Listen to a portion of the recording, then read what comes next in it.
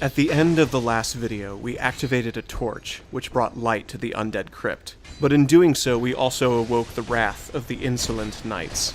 These knights were once clerics who long ago ventured into the Undead Crypt. Armor worn by once proud clerics, relics of a party who long ago attempted to conquer the Undead Crypt. For this sin their deaths have been postponed, so they may serve as crypt sentries. So much like the groups we met in the last episode, like the Lady of Witches and the Imperious Knights, these clerics have been punished for their insolence and are now serving as guardians of the Undead Crypt. We learn a little bit more about them in their shield description. The Shield of the Insolent reads, "The shield of formerly high-ranking clerics. The effects of a blessing are still with it, and the shield recovers one's stamina. The clerics held venerated positions once, but now their souls wander aimlessly in the depths of the murky darkness." So the best thing to take away from all this is that you do not want to mess with the finito of the Undead Crypt, because if they do defeat you, you're just going to end up serving as a guardian of the crypt you were trying to conquer yourself. So things didn't work out well for any of the groups who tried to venture into the Undead Crypt. Perhaps save for Vendrick and his crew. Like Ogdane mentioned in the last video, he has a group of knights who are protecting him from anyone who tries to see him.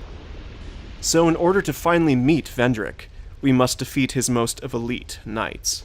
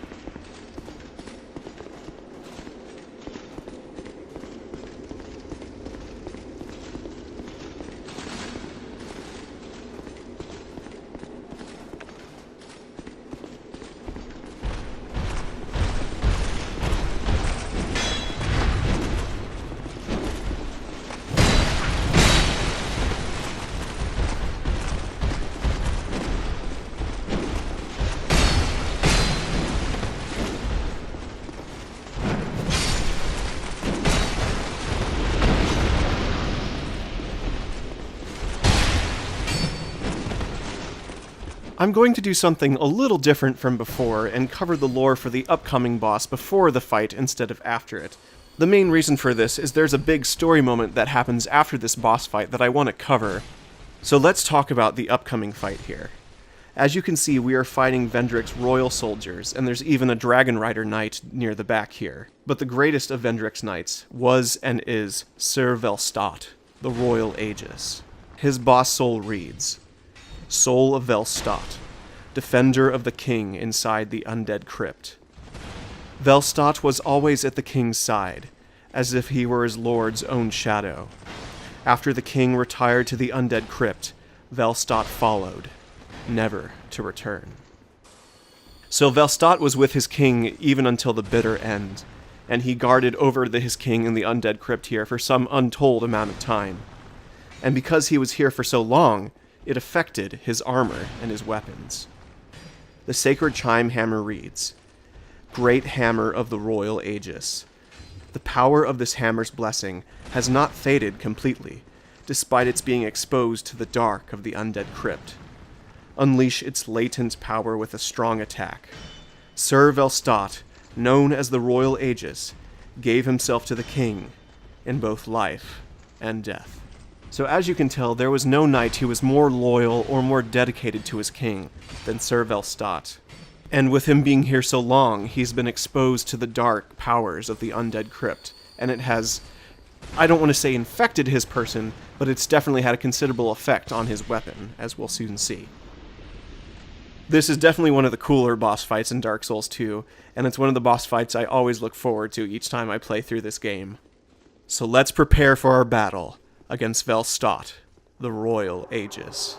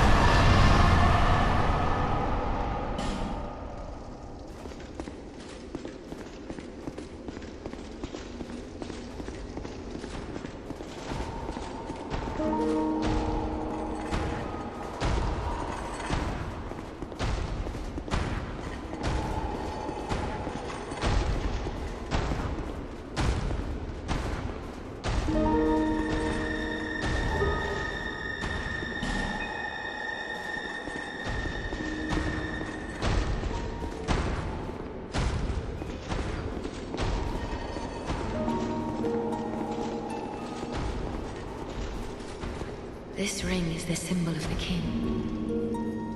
Use it to gain passage through the king's gate and venture to the far east. Bearer of the curse, if you are to be the next monarch, then one day you will walk those grounds without really knowing why. At long last we have found King Vendrick, but he is now a shadow of his former self, as we see his weakened and hollowed body. Despite all he fought for, despite everything he did to stave off the curse of the undead, it eventually overtook the king himself. And the ring we obtain from his garments is of great importance, as the Emerald Herald said. We'll need it to get through the king's gate, and to also venture to the east, where we'll find something equally as important as this ring. The description of the king's ring does give us a little more insight into the nature of the curse, as well as what King Vendrick sought to try and stop it. A soul is much like a curse, and those with strong souls must bear within themselves an even stronger curse. Vendrick, the king of Drangleic, used a powerful soul to keep the curse at bay. In the end, he sought the flame that began it all. Wear this ring to open the king's gate. The thing to notice here is no matter how strong your soul is, the curse can eventually overtake you. Even Lord Gwyn, one of the great lords of old, eventually went hollow when he linked the fire and surrendered his body and soul to the flame to sustain it. And he, much like Vendrick, was a shadow of his former self. He still contained great strength, but his mind and soul were lost. And this description here says that Vendrick actually sought out the first flame, or some remnant of the first flame. This was actually probably going to be Vendrick's attempt to repeat history. At least that's my theory. He must have thought that he too, like Lord Gwyn, could sustain the Age of Fire and stave off the curse. However, in order to do so, he had to ascend the true throne, and he lacked something crucial in order to do just that.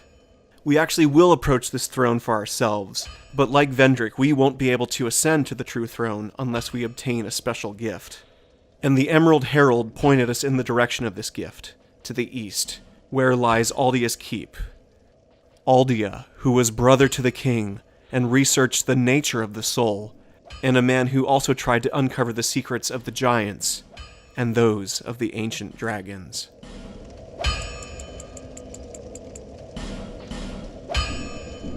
Flame. Dear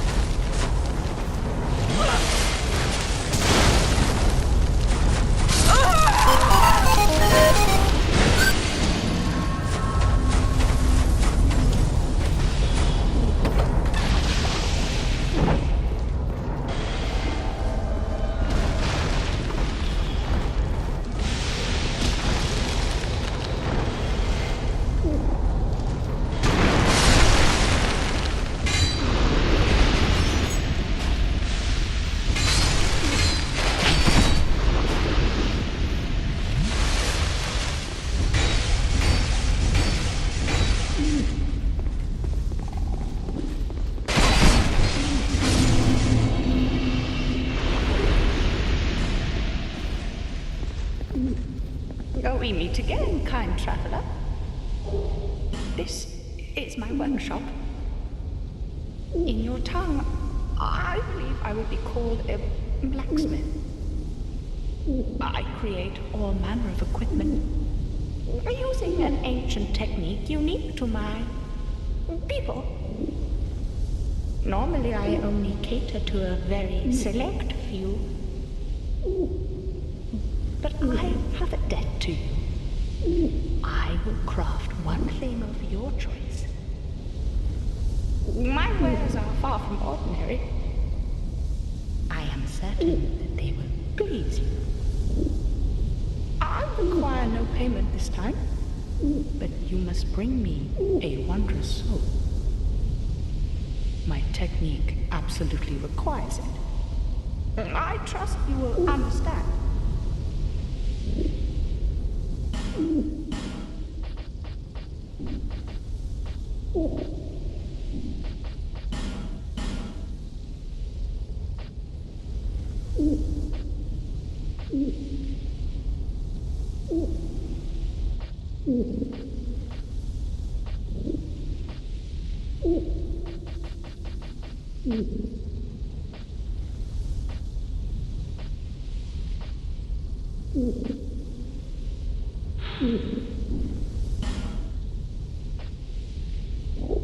Come back again if you find another soul.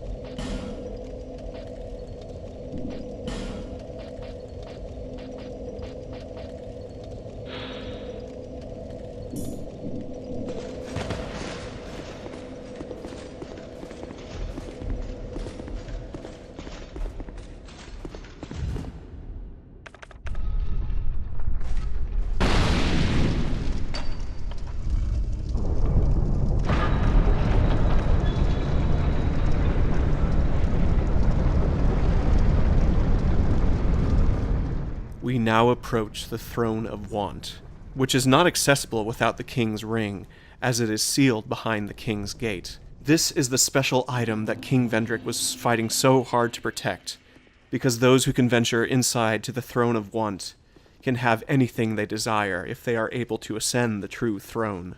I'm actually coming here a little bit early, as this is where our journey will ultimately end. The reason for this is because I wanted to fight one of the main bosses a little earlier on, just to get more experience and to have access to their boss souls. If you play your cards right, you can actually have a 3-boss gauntlet all in a row here at the end game, but we're going to go ahead and defeat one of these right now. I must say I'm actually a little embarrassed with my performance in this boss fight, as I really did not do very well, and I made a lot of silly mistakes, so if it wasn't for my NPC summons, I would have easily died. But still, I guess it makes for an intense and entertaining fight to watch, so I hope that's enjoyable, if nothing else. One more thing I want to say is this is actually probably one of my favorite duo bosses of the series. It's not as intense as something like Ornstein and Smo, but it's a very cool fight, and I think a very underrated one. There's some really cool aspects to this boss fight that I like. So, let's steel ourselves as we approach the Throne Watcher and the Throne Defender.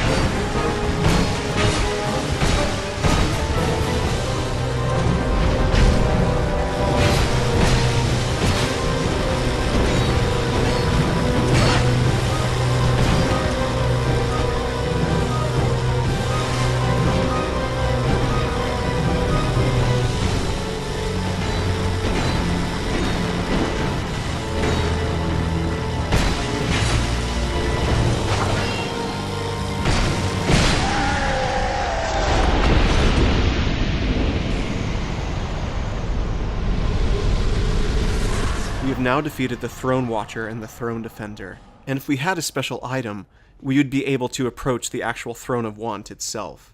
But since we don't have this item yet, we'll have to journey to the east, where the Emerald Herald directed us. There's actually not a whole lot of lore on the Throne Watcher and the Throne Defender, just a little bit of info here and there. The Throne Defender soul reads, "Soul of the Throne Defender, the throne of the king is sacred, and requires an appropriate guardian." The more curious thing, I think, to think about here, at least in terms of these characters, is how long have they been watching and guarding this throne? Was it during Vendrick's reign, or was it perhaps even before then? I'd like to think it was Vendrick himself who placed these two knights here, because once we learn more about who he was trying to protect the throne from, it makes a bit more sense why these knights would be defending and watching over the throne. However, it is possible for the opposite to be true as well, and that creates some really interesting lore questions and secrets of its own to think about. So it's cool to think about both ways. The Throne Watcher Greatsword reads, "Great sword wielded by the Throne Watcher. Unleash its true power to enwreath in magic. The Watcher has stood by the throne for ages. Will his weight be worth the while?" And this bit of lore here does perhaps give more support to what I was mentioning about the Throne Watcher and Throne Defender watching the throne for a longer period of time before Vendrick. Either way, it's interesting to think about, and it made for a cool boss fight.